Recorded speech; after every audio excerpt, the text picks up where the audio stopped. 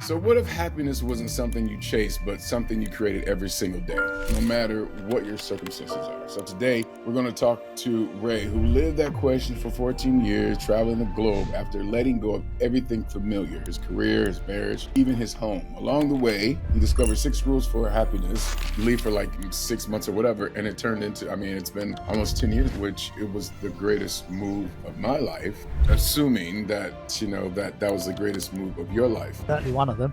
It's certainly one of them, right? Yeah. So when somebody's listening and they look at that statement, I wish I lived my life true to myself, approach challenges, especially in business. Yeah, the first really thing that impacted massively, it hugely impacted me, was when I went into the monastery to do the 10-day meditation retreat. Because that was the first time I'd ever sat in silence and was completely still for more than 2 minutes. And I was doing it for 10 days. Wow. It was agony in some ways, but it just brought me face to face with my own mind. And I had hours and hours every day to see and hear the noise inside my own head, to the point where I could almost see it as something separate to me, which it actually is. Yeah. But I'd never seen it as separate to me before. I used to believe, I was walking around in my life thinking that all these thoughts that are going on is me. It's like me and my thoughts are one and the same thing. It's clearly not. And I never really understood that until I did that 10 days. That can change the way we live, work, and love. And we're going to dive deep into those today. But what I want to do right now is just kind of weird, insert this in. But, we've been doing this podcast for about a year, and we're all over the world, really. We get, listeners from Moscow, from Thailand, from, all the different places. But there's one city that has been riding with us ever since the beginning, and that's Ashburn. I don't even know where Ashburn is here in the States, but someone from Ashburn has been riding with us, and I really want to put a shout out there to the person that lives in Ashburn, has been listening to the podcast for this whole year and really supporting us. First, thank you for supporting us like everybody else, but that specific person, that specific city has been supporting us from the beginning, the inception. And so we would like to really, really want to hear from you. Like what has this podcast been doing for you? How have we supported you? The things that we could do better. So I want you to reach out to our email, which is team@thethrivewelljourney.com, which is TEAM at thethrivewelljourney.com. So again, I want to send that shout out to you. It's a shame you don't have a phone in. They could have called us in. I know we should, right? Yeah. And that's Ray. Hey, Ray, thank you for being on the podcast. How are you doing? Yeah, good. Thanks, Michael. Yeah, we talked just a little bit before the podcast, and man, you've been everywhere. But before we get into your story, Ray, what I like to do is kind of start with something intrinsic, kind of that takes us beyond the surface. And since we're going to be talking about happiness, like if you could describe happiness without using the word happy, what would you say? I could just say what it is for me. For me, it's a feeling of being at peace deep inside with whatever is happening in any circumstance, where I can just be at peace with what's happening without judging it, or with with less worry. That's how I describe it. That's how you describe it. I think that's a great description. That's a great way of being. I think I was listening to your response here, and for me, I think that's what it is for me too. Like if I'm in any situation that's maybe not ideal for me mentally, or what I think a situation or circumstance should be, it's really still being at peace. Yeah. And having that peace. Yeah. There are things that happen in our lives that are really sad. Right now I'm aware that someone I know who's quite elderly is going to pass away very shortly. And of course it's sad. Yeah. But we can choose whether or not we can witness that sadness and experience that sadness in a peaceful way, or whether we can do it in a kind of agitated and noisy mental way. That's a choice. Yeah, that's a choice. Yeah. But it's still sad. There's no question about that. I'm not trying to make any listener believe sad things don't occur. They do. And it's part of life, and we're born for that. So it's going to happen. Yeah, I heard that. Yeah. In your early life, when I was doing research, I was like, Ray, who is Ray? Let me find out about Ray, right? And you have an extraordinary story. Like, we're going to definitely get into it, but I really want to start. You're from London, right? Yeah, just outside. Yeah. Just outside of London. And if in this conversation, somehow someone have a London accent, English accent, it's not on purpose. Okay. Okay. I'm just No letting you know, problem. right? No problem. Something might just kind of slip out, trying to sound like I'm English. Because my last name, Bert, is an English last name. So Yeah, it is. And that was the character name of Dick Van Dyke in Mary Poppins. Bert. It was, yeah. But I mean, you had a lot of things going for you. And when you were building your company, you were an award-winning CEO. Yeah. You're kind of at the top of your field. What is it? What is an award-winning CEO? What is that, first of all? What does that look like? Yeah, I mean, what it looks like specifically is like in America, you have the New York Times or the Wall Street Journal. These are very reputable newspapers. We have one called the Daily Telegraph in Britain. It's very well known, well read by even Americans, I think. Mm-hmm. Well, every year they have an awards event where they choose business leaders and people from the world of business to recognize and acknowledge. And in 2002, I was selected for the Business Leader of the Year award for a small to medium-sized business in England. And I received the award from them, and I got lots of press in the newspaper and lots of accolades and, Nice. kind of recognition and admiration. And it was lovely. And it was great because I had a vision when I started my own business to build a company that I and all the people in it could be proud of, something we could be really feeling good in our hearts that we'd done something beautiful for the world of business, and we did. And so it was truly a reflection of that vision and intention. So I was very, very happy about that. Yeah. And I was listening to you on some other podcasts. I think you were on Regina Meredith, which I really enjoyed her podcast, but you guys had known each other for quite some time. Yeah, I knew Regina because she was married to a close friend of mine, so knew her through that link. And she knew you. She knew your story. She was very familiar with your story. And so I want to kind of start there before we get into like who you are today and the greatness that you're bringing to people. And I know that, you had basically like a wave of loss, your marriage, your business, who was your business partner as well, right? And then your father. Can you just kind of go into that story a little bit? Because I think it can help set the tone for I can. Later. Yeah. So I started a business, and my business partner who helped me create the company, we did it together as a partnership, was actually my life partner, the woman I was going to eventually be married to.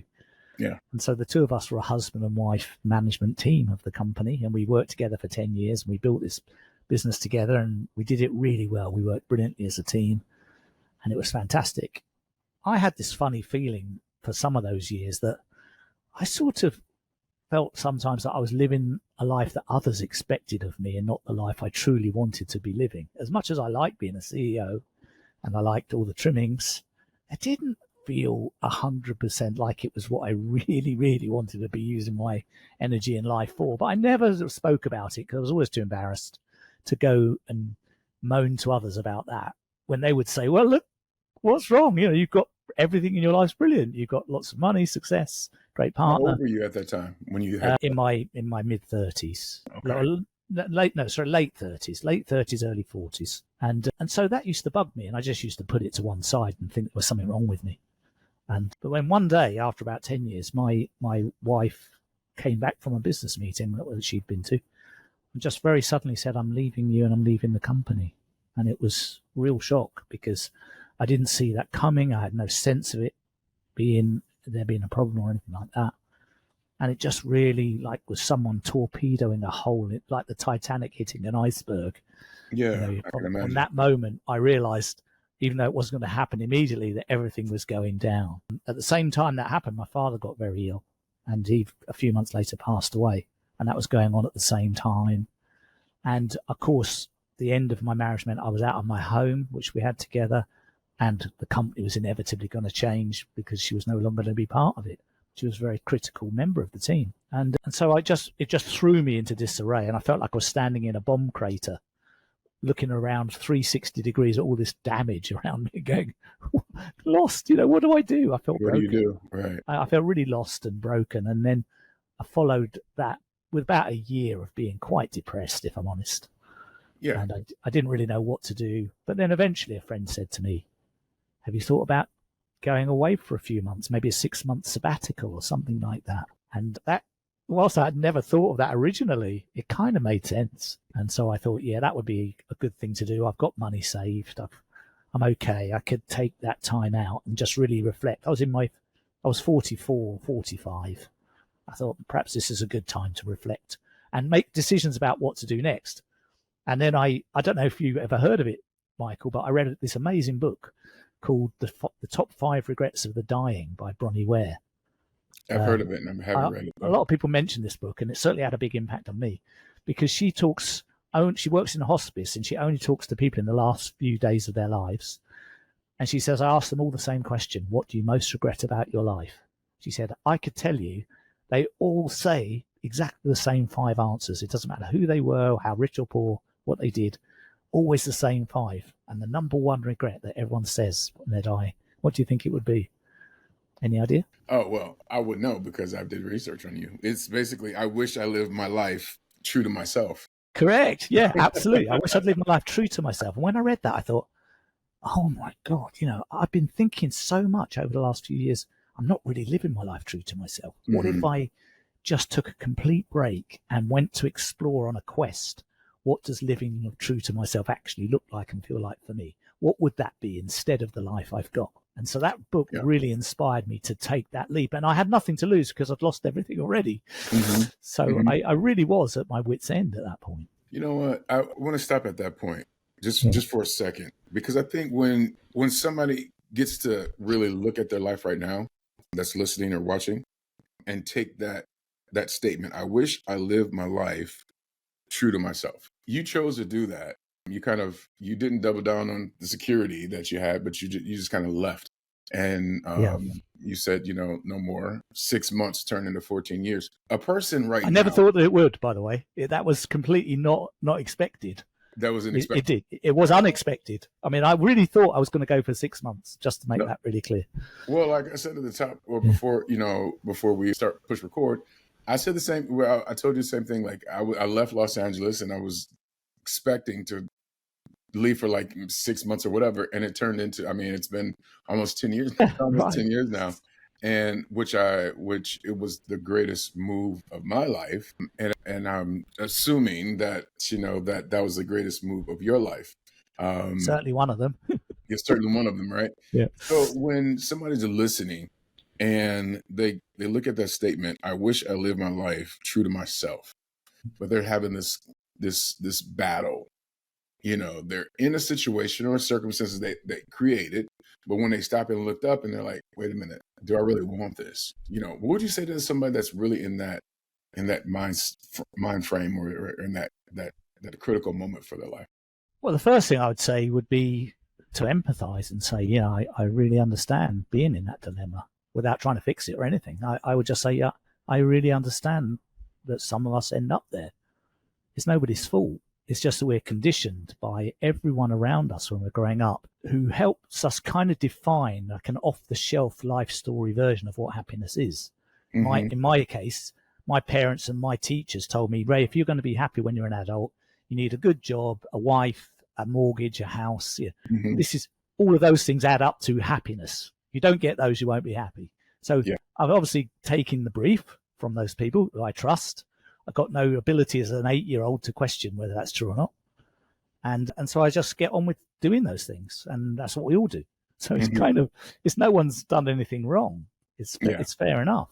But then some of us reach a point when we really are feeling more and more adrift from the person we feel we are on the inside to the person who's acting on the outside. Another friend of mine called Raf Adams, he wrote a brilliant book called The Suited Monk. And he talks about the inner monk inside us and the suit we wear on the outside, which is our professional vocation. And I love that split. It's a really clear split.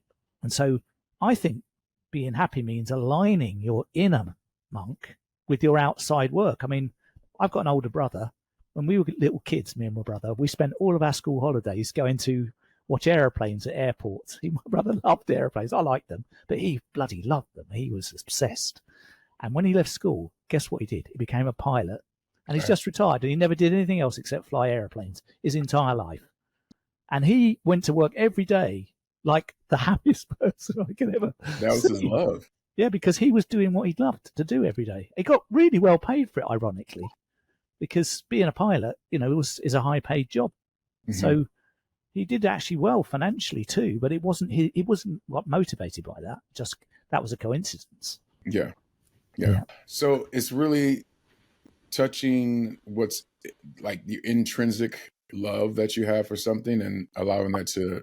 Your values and your vision are the things that it touches into. That's why you've got to have self-awareness, because you've got to know what's important to you. And we all know that, not because we sort of think about it every day, but if someone lies to us and we've got a value of truth, we feel it in our body immediately.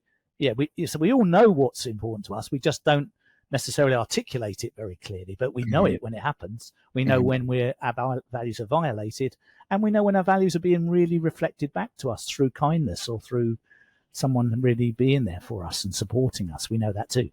Yeah. So I encourage people to really reflect a lot and deeply on their values and identifying them. Start identifying what that is for them. Yeah. So you started your journey in 2005, or was it? I left England in 2005 for my 6-month sabbatical. For your 6-month sabbatical that turned into a 14-year journey. That's right. And so from what I'm seeing here, is you went from London to Chiang Mai, New York, and the Himalayas. Was that specific? Like you specifically chose those places, or how did that? Kind of. Like if you take your dog for a walk in the park and you let it off the leash, dogs, they don't walk in a straight line to a specific point. They kind of sniff their way around and meander, and they kind of follow the scent of things, and they chop and change. And that was kind of like my journey. Okay. I was kind of doing it. Yes, there was some vague intention to go to Thailand and Laos and Cambodia because I thought they would be interesting countries to be in. But I was also talking to travelers on the way, and one would say, well, have you thought about doing this? And I go, no, I haven't. And I go, okay, I'm going to come with you and do that. Well, that sounds interesting. Or some guy said to me, do you want to go into a monastery and do a 10-day meditation retreat? And I thought, I'd never thought of that before. I thought, yeah, that sounds brilliant. I'd love to do that. So I did. So I had the chance, because I had no targets or goals or obligations to anyone, I had the chance to do those things. Yeah. You're backpacking through life. Yeah, it was. I really was. And it was beautiful. It was the first time in my life, and I was 45 when I started. So it's the first time in 45 years I'd given myself that permission to just do whatever I wanted to do without questioning anybody.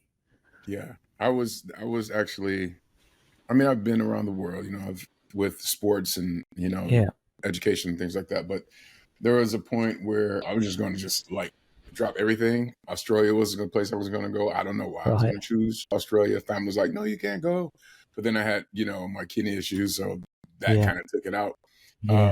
But I still have that plan. I don't know when I turn maybe 55. I have no idea. And I might just do that, just to kind of let everything go. Because I think sometimes, that can be just going on that adventure can really bring just a whole different perspective on, who you are and what you bring to the world. Yeah. Do you have family? You have kids? No kids. It's almost like I have kids. Yeah, I have nephews and nieces, and my nephews always spend their time here at the house. And it's like, it's like I'm their dad. Interim. Yeah. So no, I don't really have any ties except for business, and that's it. So I can go anytime I wanted to. Yeah, got you. Yeah. So I see. You went to all these different cities. Was there one place like that really, and that journey that shifted how you saw yourself? And yeah, I'd say so. I think the place where I really started, to really feel at home and change the most was in Chiang Mai in Thailand, because I wasn't just a tourist there. I actually took up a small room in a guest house on a semi-permanent basis and started to get involved with the community that was living there, because there's lots of foreigners who live in all of these places. Yeah. If you go to any place in Asia, you'll find massive groups of Brits, Germans, French, Americans. There's loads and loads of people who live outside their home countries these days. That's quite normal because everyone can work on the internet. Visas are easy to obtain. It's all done online. Generally, it's quite easy to be mobile in the world, apart from when there's a pandemic, of course, when it isn't. But outside of that, it's pretty easy. And so I was living outside of the UK in Chiang Mai. I was meeting some wonderful travelers and people there who are into all sorts of sort of personal growth programs of learning about spirituality, yoga, how to be happy, how to accomplish your dreams, things like that. Hey there. Look, my hope is that the Thrival journey meets you exactly where you are and helps you rise into who you're here to be. It's 2025, and this is your year to thrive despite what the world is throwing at us. And our desire is that our conversations inspire you, bring clarity, and give you a reason to breathe deeper. So our ask is that you take a moment to subscribe, download the episode, and follow us on your favorite RSS platform. Your support doesn't just help the show grow, it helps build a space that's rooted in your evolution. And that means everything to me and the TTJ team. Now, if you're ready to go beyond the episodes, come join our private Thrival Journey discussion group on Facebook. We're walking through a 22-week series built to anchor each week in intention, purpose, and meaningful connection. I do so look forward to hearing your voice and can't wait to see you in the group. But for right now, let's get into it. And I love being in that community and talking about those things and sharing with people about my thoughts about those things and really learning how to. And of course, I was trying to heal parts of myself from a marriage that had failed. And I saw a lot of that failure was down to parts of me that were really stuck and real negative patterns of behavior that I'd learned as a child, which were no longer serving me as an adult. And were actually quite destructive in my relationships. But I never really had a chance to really sit and reflect and look at those and start to alter the way I dealt with situations like that. And in Chiang Mai, I found a lot of people who could help me with that and help me understand how to improve myself, really. So, I mean, you went exploring, throughout the world, but you really started to explore yourself, in these different things. And you said, the personal, I can't even remember what I just wrote, but basically the personal reinvention of yourself. Yeah, that's right. Go ahead. I was going to say, and not just inner work, but while I was traveling, I started writing a blog because in the 2005 it was pre-Facebook days, that didn't even exist, and there was no social media. So the only way of staying in touch with the rest of the world was to write a blog. I mean, that was what was happening at the time. So I wrote a blog. I started a blog first one was called The Daily Lama, which was obviously a play on the Dalai Lama. Dalai Lama. And that attracted quite a few readers because it was quite a funny, tongue-in-cheek, irreverent writing style. And then I stopped doing that and started a blog called The Daily Explorer, where I was being interviewed constantly by the editor of this magazine called Mozzie Bite. And he would write today, Ray, this week, Ray is in Laos, or is in Cambodia, and this is where I caught up with him and asked him what he's up to, and then I'd be quoted in the article saying what I was doing. And so I found writing in the third person just gave me more permission to be cheeky, rude, insulting, and all these things because I wasn't the writer. I actually was, of course, but it didn't appear like I was. Right. And I never did any writing like this before, Michael. So this journey started honing my skills as a writer. I didn't know I didn't even know I had a talent for writing, to be honest. But I discovered I did, so I was on a creative journey as well as an inner journey. And you wrote a book that we'll talk about in a little bit. But you wrote a book. You love playing with words because I know your book, Life. Which I'm sure is, you leaving the kind of the business world, the corporate world with the necktie, with the necktie. And but there was also the 4 ties of life, which we'll come back to when you're ready. But, yes, we will definitely come back to that. And so, like, you were doing the Daily Explorer, I see here. Yeah. How did your mindset change when you really started to shift and approach challenges, especially in business? Yeah, the first really thing that impacted me massively, I mean, it hugely impacted me, was when I went into the monastery to do the 10-day Vipassana meditation retreat, because that was the first time I'd ever sat in silence and was completely still for more than 2 minutes. And I was doing it for 10 days. Wow. It was agony in some ways, but It just brought me face to face with my own mind. And I had hours and hours every day to see and hear the noise inside my own head, to the point where I could almost see it as something separate to me, which it actually is. Yeah. But I'd never seen it as separate to me before. I used to believe, I was walking around in my life thinking that all these thoughts that are going on is me. It's like me and my thoughts are one and the same thing. It's clearly not. And I never really understood that until I did that 10 days. And I saw how powerful what a tight grip of control my mind has on me. It's like an autopilot. It's like whatever is going to go on in front of you, if someone's going to upset you or annoy you, your autopilot is going to kick in and tell you exactly how to react. You've got no choice. And I discovered that I did actually have a choice, and that I could choose a completely different response. But I never knew that before. And so that massively started to change how I was living. Yeah. That's, first of all, like, that's one of the things that began to shift the way that I lived my life, and how my relationships shifted as well, because I just, through the journey of personal development and things like that, I just began to realize, like, my thoughts are not me. Like, I am not my thoughts. Thoughts show up, right? Yeah.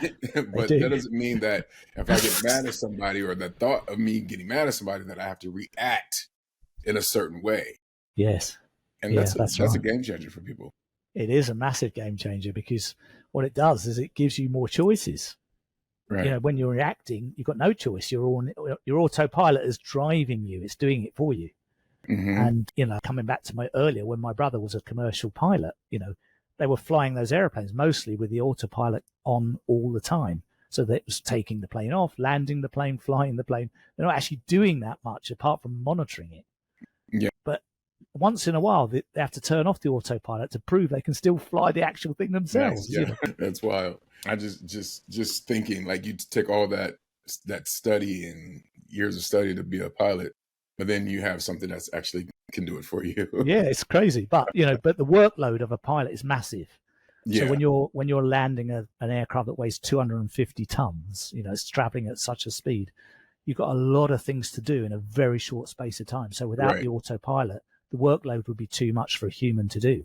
Yeah. So you need it. So, and that's true for our mind. We need our autopilot. It's very useful for certain types of repetitive things we do. So we don't want to be thinking about how to tie our shoelaces every single time we have to do it. You know? No, we don't need that energy expended. No, exactly. So the autopilot in our brain is there. It's got a useful purpose, but we've overextended its use. Yeah. So I understand that. So I want to get into, and I know it's in your book, so I know we won't go into it, but you have the 6 rules of happiness. And I think it's powerful, you know, travelers, entrepreneurs, leaders, and, you know, anybody that's wanting to create a life for themselves, a better life for themselves. Yeah. So I'm just going to kind of go through the rules, and then you say what you want to say about it. And so, okay. Yeah. Rule 1, which is build a solid foundation. And for entrepreneurs, what does that look like beyond just making money? Well, for me, I can only say what it is for me. I can speak generally, but for me specifically, you know, I think about when I get up, you know, who do I want to be as a man in the world?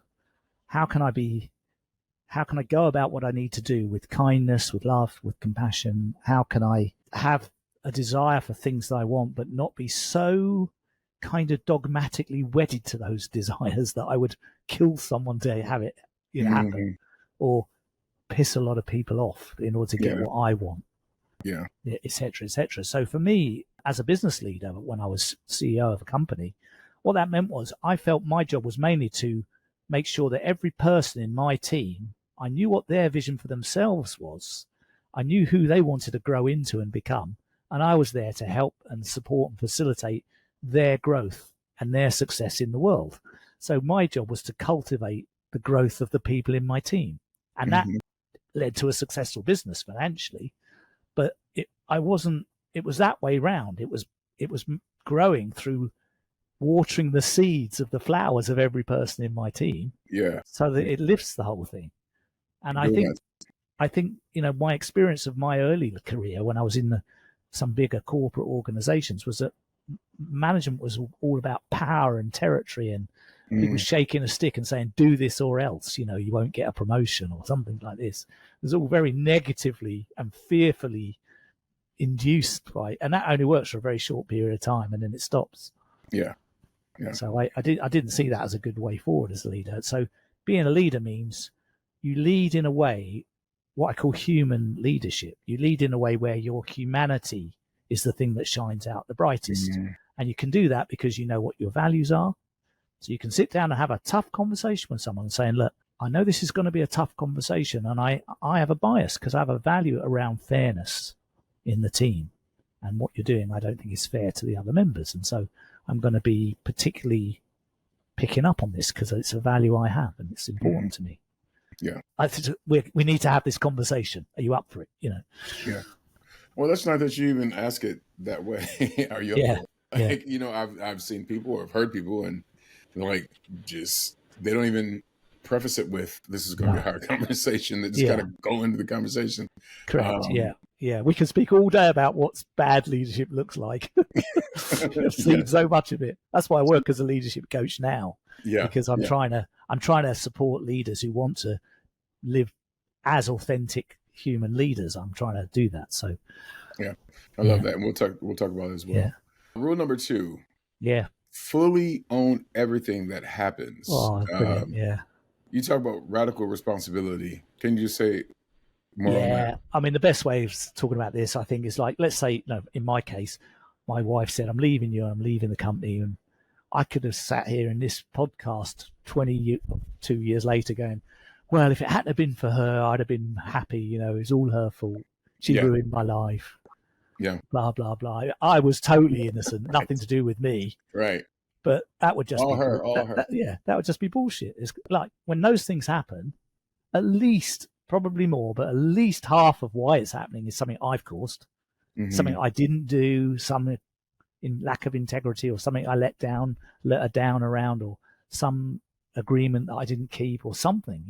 There's things for me to see and learn and change as a result of those things. And if I take full ownership for being the best version of Ray that I can be, then that's going to make me proactively go to the other person and say, I want you to tell me as much as you can about what I didn't do well, because I want to improve that the next time. So you don't wait to be told. You're actually proactively going to get the stuff that's going to help you. Right. That's a level of humility as well, right? Yeah. Really taking that on.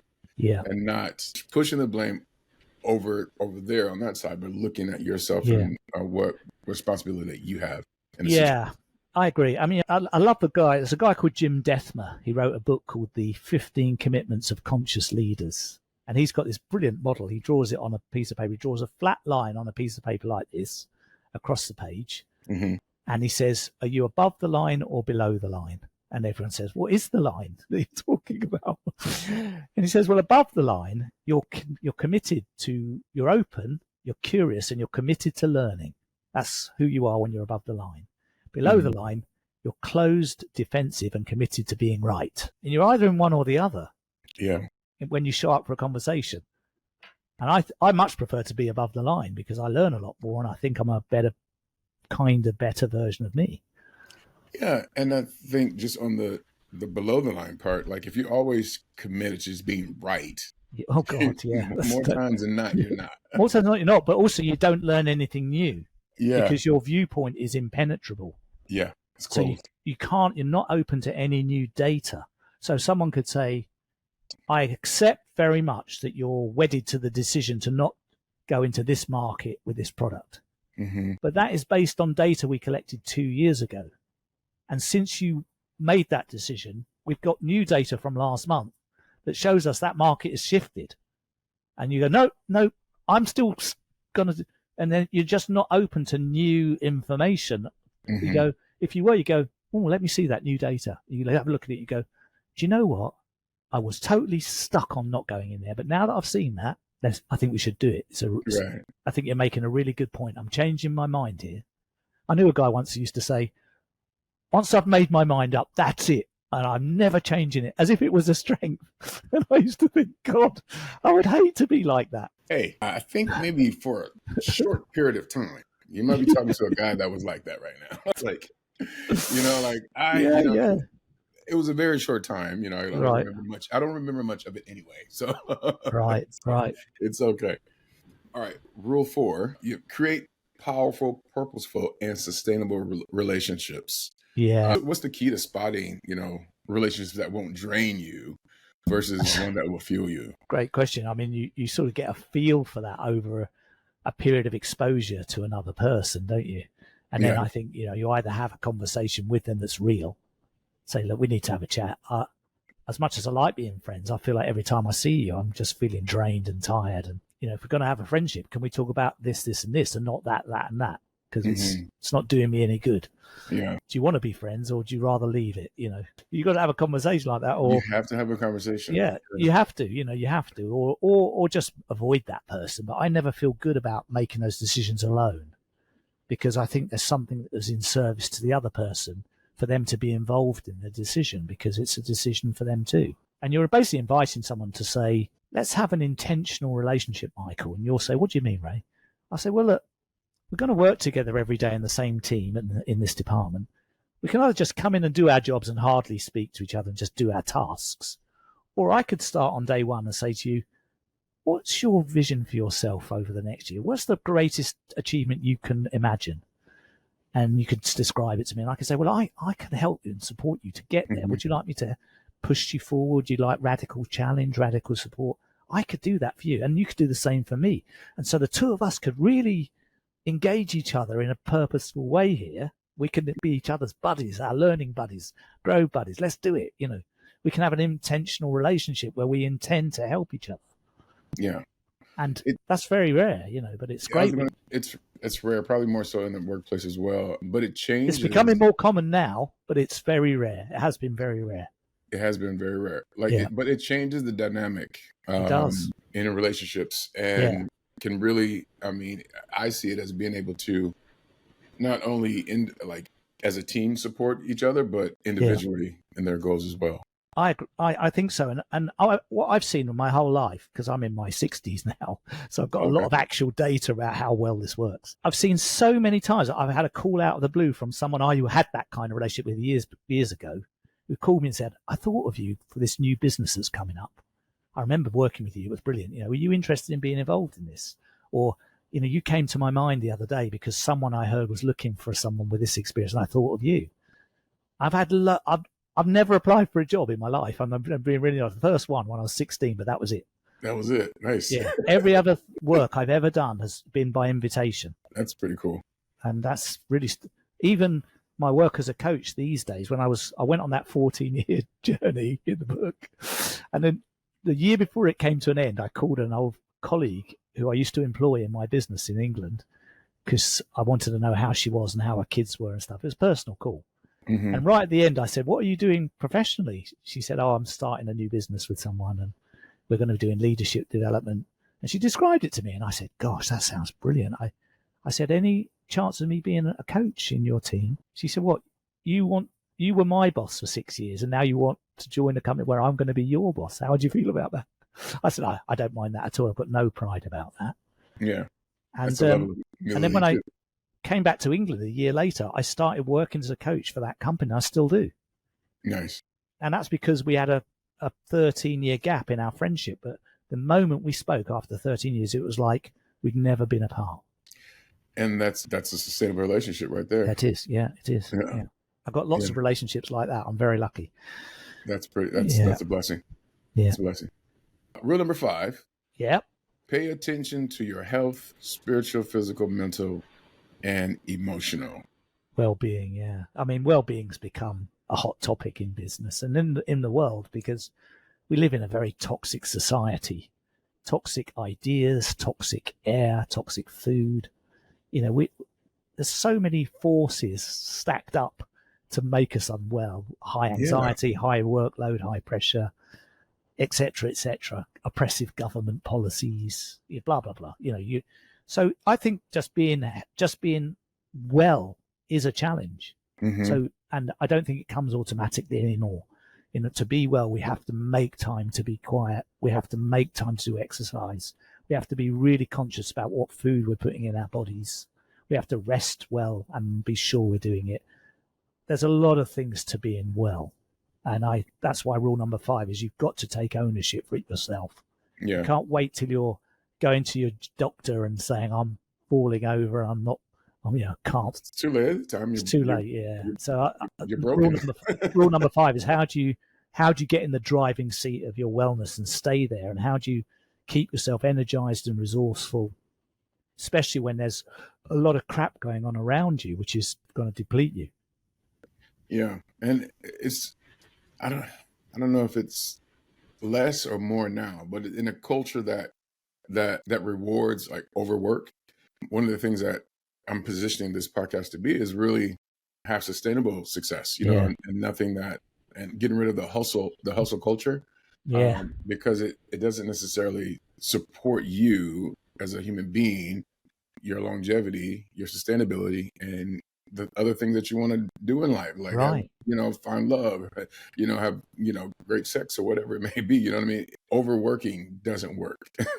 Yeah, exactly. And I think more and more people are coming around to this viewpoint. It's because a lot of this is being echoed by the human resources people in big organizations who realize that, they can't afford to not support their people to stay well. It's too expensive in time off and absenteeism and all these things. It costs them billions of dollars. Right. Exactly. And they're seeing, I think a lot of companies are saying that, let's have a look at groups talking about and deal with or work with your well-being while you're well. Yeah, right. And also we saw in the pandemic when everyone was told not to come to the office and stay at home. God, everyone's well-being was going off the charts upwards because they weren't having to do the commute. They weren't having to be at the office and all the stress. Everyone was loving that. And that's why none of them want to go back to the office. They still don't, a lot of them, Well, yeah, I think I love the office. I graduated from my university in 2001. I think my last office I really worked at was CNN, and that was in 2003. And I think ever since then I was like, I think I'm good. Yeah. So people that were experiencing not being in the office, in 2020, I'm like, I don't want to go back. That was for me in 2003. So I was like, I think I'm done. Right. Exactly. Rule number 6: empower and support others. How has that reshaped your definition of success when you're, like, I think you talked about a little earlier, empowering and supporting? Yeah. It's a great question. I mean, what's occurred to me over the course of my life, I didn't know this in the early days of my career, but the older and wiser I've become, what I realize is that deep contentment comes from being in service to others. You have to go beyond yourself completely. And I've learned that lesson a hard way in some ways. But now I dedicate myself to empowering anyone who's interested to listen, to empower them to live these principles and to, live well according to these rules for happiness. And so I spend a lot of time working with and supporting others to embrace this understanding and learn how to apply it well. And anyone who does that, even outside a work context, like my partner's got 3 grown-up kids, and she has really dedicated her life as a mother to bringing up her kids really well. So they've got a really solid view on life, a really good set of principles to live by, a good understanding they're using to raise their own children with. And she just really dedicated herself to really giving them that care and that understanding and supporting them, and still does, even though they're grown up now. She still does that. Yeah, it's beautiful. Yeah. You talked about the 4 ties. Yeah, well, that occurred to me when I left to go on the sabbatical, because in that period, I'd say the 4 things that define our identities, subconsciously mainly, the 4 things we all use to define who we think we are is our career, that's one tie, our partner or spouse, that's the other tie. In England, the 3rd tie is our house, our physical house, our home. And the 4th tie is the community of family and friends that orbit around us. And so a big decision is coming, like a career move or something. You go, does that work for my house because I don't want to move? Does that work for my family and friends? Will that affect my career? And will my partner mind if I take this or not? So these are the 4 things that we're always checking in around. And if you cut one of those ties, it's a bit like trying to get a tent down on the ground solidly. one of the guy ropes of a tent comes loose, the tent's still stable, but it's flapping a tiny bit. Yeah. If two of them can become loose, it's now a little bit more unstable. Three become loose, you're in trouble. All four become loose, you don't have a tent, it's gone. You're finished. And what I experienced was all four of those ties of my life got cut at the same time. Yeah. When I went on my sabbatical. So I was using that to try and convey how that felt. But it's important, I think, to be aware that those four things really influence our thinking behind the scenes of our mind. We don't realize it, but we don't realize it. Yeah. They either make us risk averse or over risky, depending on what our relationship is with those four ties. Yeah. What I'm listening to and I'm hearing you, I'm putting myself in that situation. Like, yeah, for Americans, I don't know if it can depend. Like your house being a tie, because some people British people are very house proud. See, yeah. And so Americans, they were like, yeah, I can sell that house. I can move. I can find me another place. Yeah. But career, your spouse and your community, those are things that can really keep people tied into a situation. Yeah, they can.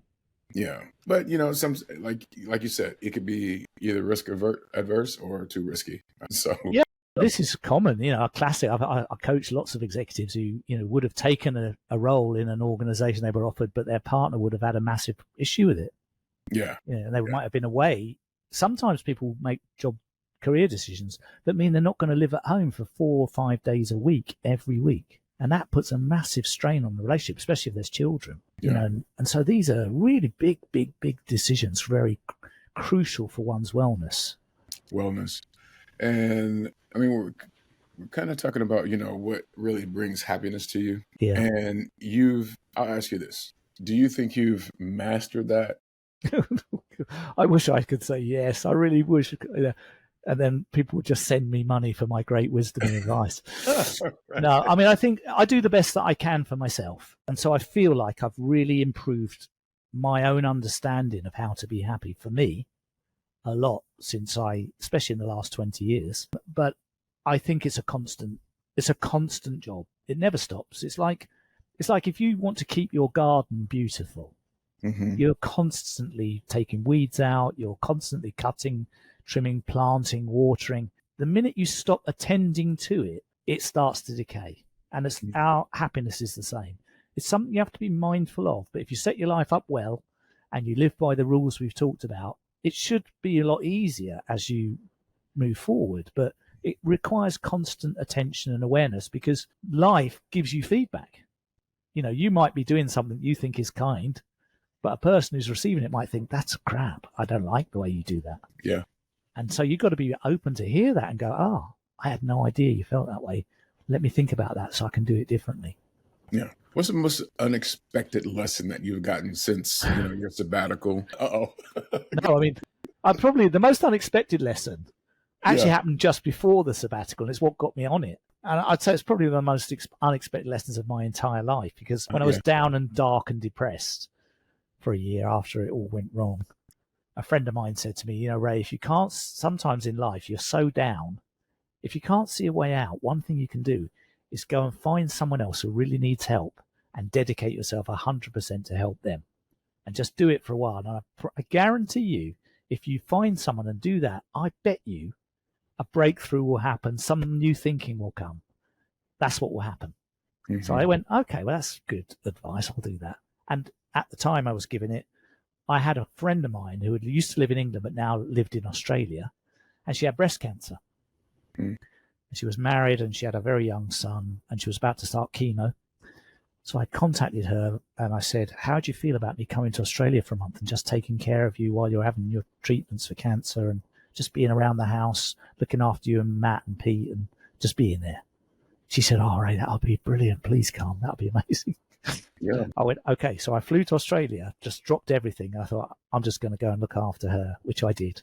And the month came up, finished. No new insight, no new thinking. And I was thinking, God, that friend who gave me that advice, I'm going to go home and I'm going to give them a piece of my mind. It was a rubbish. But I got a call from a friend in Australia who lives somewhere else. And she said, while you're over here, do you want to come up and visit for a couple of days? And I had time to do it. And so I said, yeah, okay. And when I got to her house, She said, me and my mum are going to see this play at the theatre. Do you want to come with us? I went, okay, I have nothing else to do. So I went to see this play. And in the programme for the play, you'll know this because you're an actor, it had a casting call for the next audition for the play.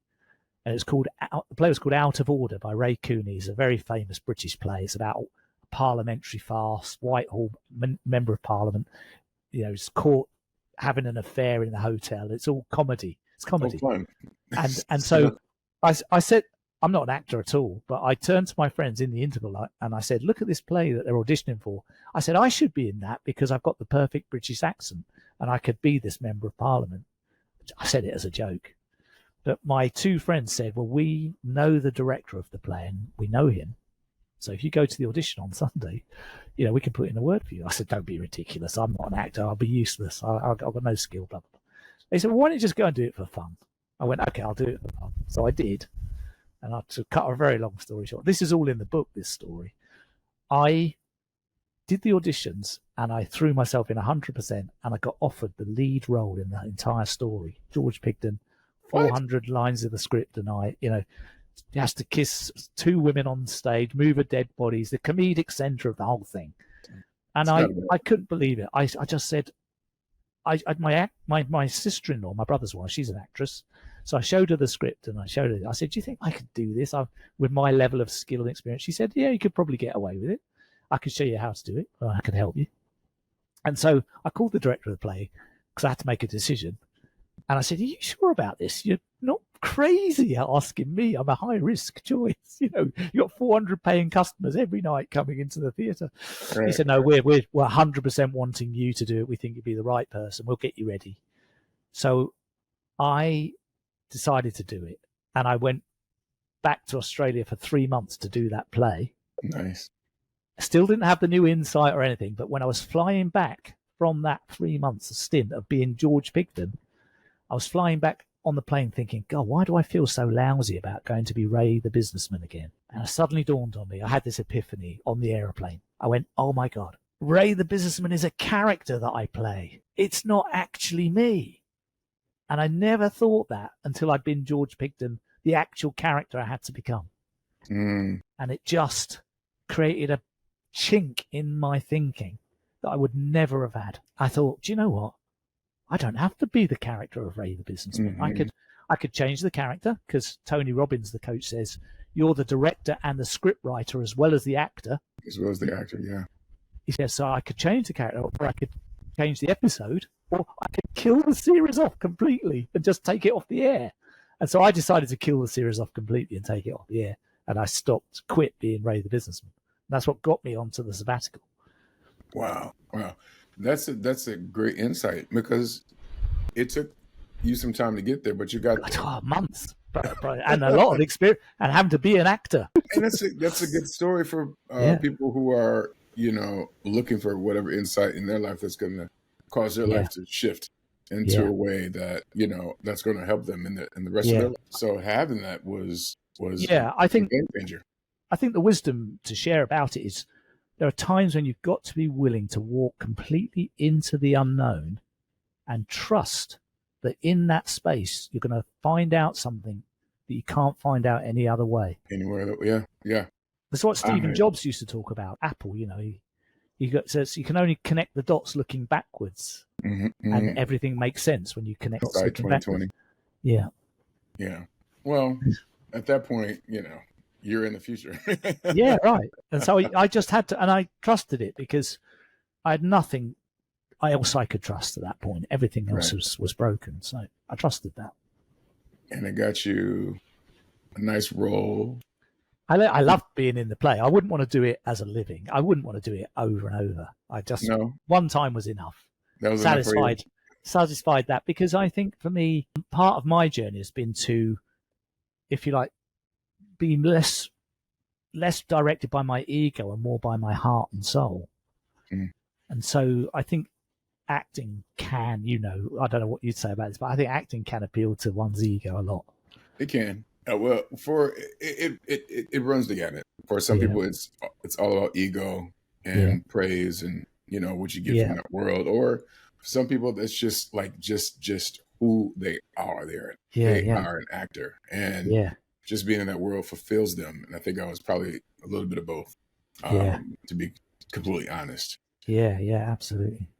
So, I mean, we've gone through so many things. So if someone was listening today, they could only remember one of your 6 rules. Yeah. What would you want it to be and why? Well, I definitely start with the first one.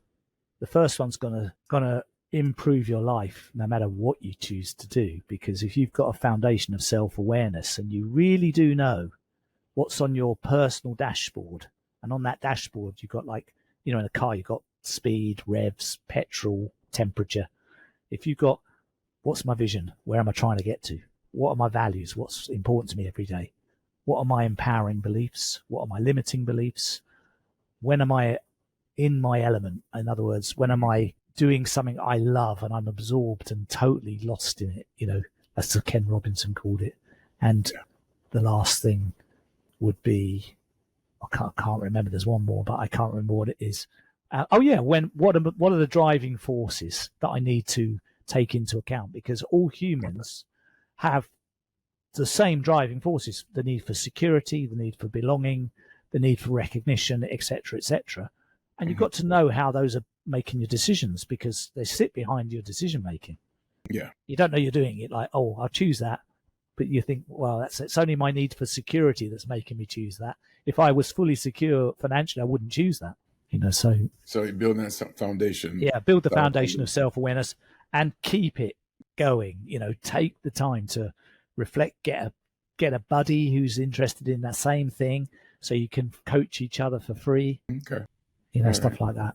Accountability partner, kind of, in a way. Accountability buddy. That's a good way of saying it. Yeah, that's nice. Something like that. Nice.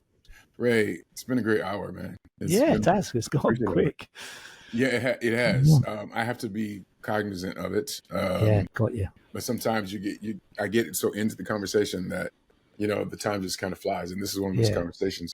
And your book, Life Without a Tie, that's a good book for people to get. I wish I would have gotten it before our conversation, but I didn't. So I will get it after the conversation. And if you want me to come back and do another episode about something particular in there, then just let me know. I'll be happy to. We'll do that. That sounds good. Yeah. One of the last questions that we have. Well, first, before we get to the last question, is how would you like people to get in touch with you if they want to be coached by you or anything? I've got service that you offer. Yeah, super. There's a website, lifewithoutatie.com, for the book. So that's a good place where people can go. I'm on LinkedIn as well. Yeah. And those 2 places is mainly how everyone reaches me. Nice. And much like the first question, the last question is an intrinsic question as well. And the thing that I love to ask is, from your heart and from your soul, what would you like people to know as we end this podcast? Oh, what I'd like people to know? God, it's such a hard question. I think I'd just say that, I found that living life that's true for me in the way I'm doing it now is just, I feel so much happier. I have a lot less money in my particular example, so I'm not advocating for that, but in my case, it's how it is. But I'm just so much happier. I own a lot less, have a lot less stress, and I spend more minutes and more days being and feeling like the person I really want to be. So I think finding your own path is something I'd encourage anyone to really commit themselves to. Yeah, I totally agree. Yeah. Ray, thank you for being on the podcast. I really appreciate your time, your energy, your wisdom, and just your life experience that you brought, because you're the only one that could bring that experience to this podcast. You're welcome. And the question that we have for you listeners and watchers is, if you're looking back at your own journey so far, what's one choice you made, big or small, that brought you closer to living fully and thriving in your life? Go ahead and share those in the comments. And as we always say, let's make thriving our new normal. And we'll see you next week.